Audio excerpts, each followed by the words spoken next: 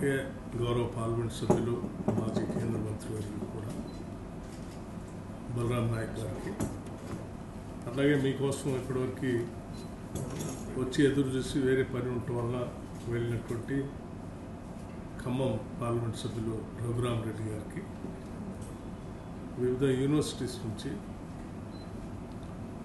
పోటీ పరీక్షల కోసం ప్రిపేర్ అవుతూ మీ సమస్యను ప్రభుత్వ దృష్టికి తీసుకొని వచ్చి పరిష్కారం కోసం వచ్చినటువంటి సోదర విద్యార్థులందరికీ కూడా ముందుగా నా హృదయపూర్వకమైనటువంటి నమస్కారం. విద్యార్థులు అందరికీ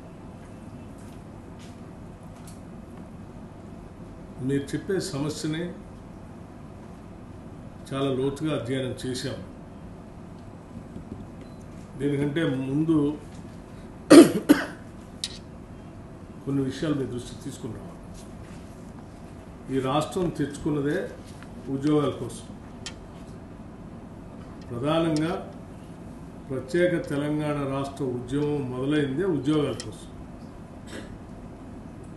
తెచ్చుకున్న తెలంగాణ రాష్ట్రంలో మొదటి 10 సంవత్సరాల్లోనే సాధ్యమైనంత వరకు మీకు ఉద్యోగాలు ఇచ్చి ఉంటే తెచ్చుకున్న రాష్ట్రానికి ఒక అర్థం పరమార్థం ఉండేది.